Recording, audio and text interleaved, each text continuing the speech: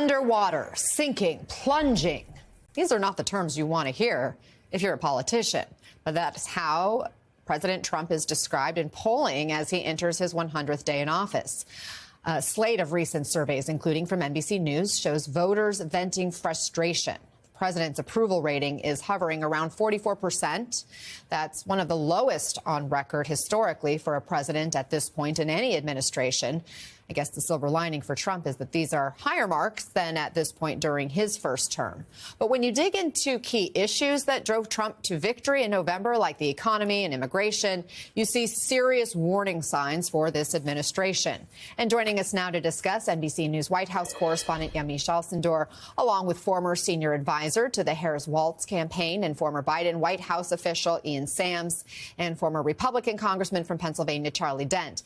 Yamiche, the backlash to Trump's tariffs has really resulted in some of the lowest numbers ever on the economy. The latest New York Times poll finds half of voters say he's made the economy worse already. It's only been a few months. How's the White House responding?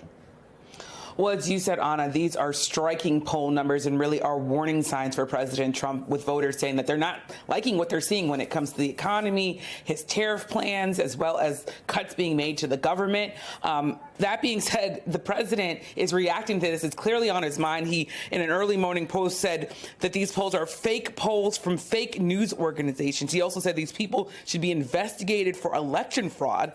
And he said, add in Fox News pollster while you're at it, which is interesting because Fox News said President Trump broke his own record among recent presidents for the worst approval rating at the 100-day mark. The president also said pollsters are, quote, truly the enemy of the people. So it really is showing that President Trump is not just railing at the people that he usually rails at, but also he's railing at Fox News and others who, of course, are still dealing with the science and data of polling. It's sort of undeniable in this way. The president clearly showing that he's worried here, but also trying to attack pollsters as he's done in the past, Anna.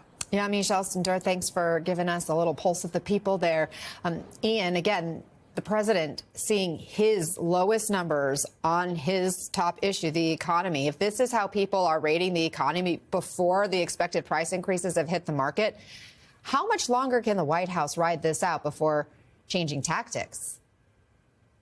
Well, instead of lashing out, he'd be wise to listen. I think that if you look back at the election last year, all of us who were part of it or anyone who was paying attention knew that the number one issue on people's minds was the economy and the high prices that people were paying because of inflation. And we're still in the middle of an affordability crisis where millions of people across this country can't afford the daily necessities. And they don't see him focused on that. When President Biden won in 2020, everyone's top issue was COVID and fixing the pandemic. And so every day for 9 straight months, pretty much, he made it very visible that he was working on COVID, on fixing the pandemic and getting people vaccinated.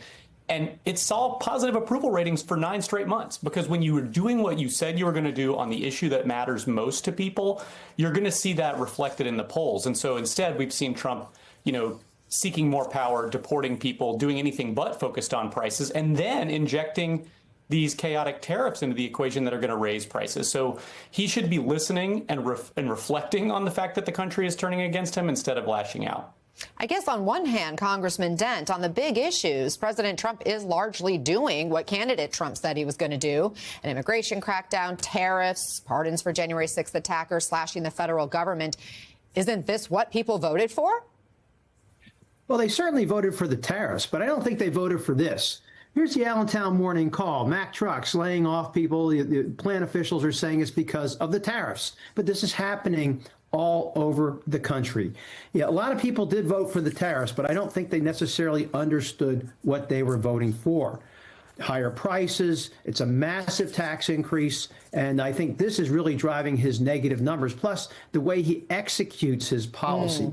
Immigration, for example, he's still viewed somewhat favorably there, and even on the DEI stuff, he's got some favorabilities there, but the way he executes his program turns off so many voters.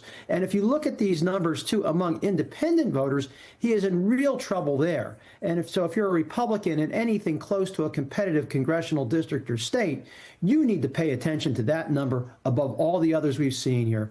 But Trump's own chaotic way of doing things is hurting him, and it's affecting people's pocketbooks in real time.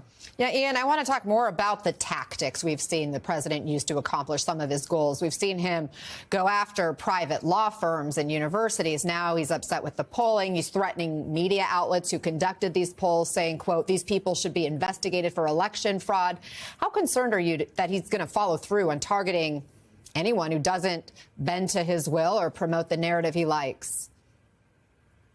Well, he is going to target people who he disagrees with and who he perceives to be his enemies. That's what he's always done. And there's no reason to think he's going to change course now. I think that what the reality of the fact is, though, is that he's doing that because he sees his popularity slipping away. And so I think as he sees his popularity slipping away, he's going to start worrying more and more about his standing with the country. And he's going to see that he can't get away with all of these things that he's trying to get away with. Because you can get away with it to a point if you're popular, if you're doing things that people see as helping them in their daily lives. That's not happening. And so I think that as he lashes out, more and more voters are going to see that as a temper tantrum, frankly, from someone who's losing their popularity in the country. And you're going to see the effects of that in elections this year in Virginia and New Jersey, in elections in the midterms next year. You're going to start to see voters turning the page on this and choosing the alternative because they don't want to see someone who's clamping down on dissent, who's clamping down on our very values. And we're seeing the decline in his polling approval. We're seeing protests now more and more in the streets for certain issues. We're also seeing backlash at town halls. We know that people have not been happy with the effects of Doge and Elon Musk, who's also very unpopular in the recent polling. Here was New York Congressman Mike Lawler's latest town hall. He appears to be the latest to contend with heckling over these Doge cuts. Watch this last night. What specifically are you doing that warrants the label moderate?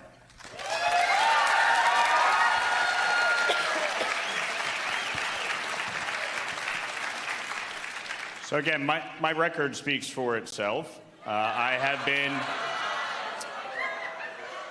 been rated the fourth most bipartisan for a reason. Taxing the rich is not going to close our budget deficit. I hope you realize that. It really will not. Congressman Dent, he's one of these swing district candidates, a Republican who's in a purple district. How do you think GOP lawmakers should approach this? Well, certainly Mike Lawler's in a tough spot, as is every other Republican member in anything close to a swing district, as is the case with Mike Lawler. But it's hard to defend the indefensible at times. Take the income tax that Congressman Lawler just referred to. President Trump just said that he's going to eliminate the income tax with tariff revenue. Well, the income tax represents about half of all federal revenue, I think about $2.4 trillion in 2024. Well, and on the other hand, you got Scott Bessent saying they're going to negotiate deals, meaning that they're going to lower tariffs. So there's this utter incoherence in what the president is saying, making it extraordinarily difficult for congressmen like Mike Lawler and others to try to explain it, because you really can't explain it. This is crazy, and it's hurting these Republican congressional candidates who will be up in 2026, without a doubt. Former Congressman Charlie Dent and Ian Sams, thank you, gentlemen, for the conversation.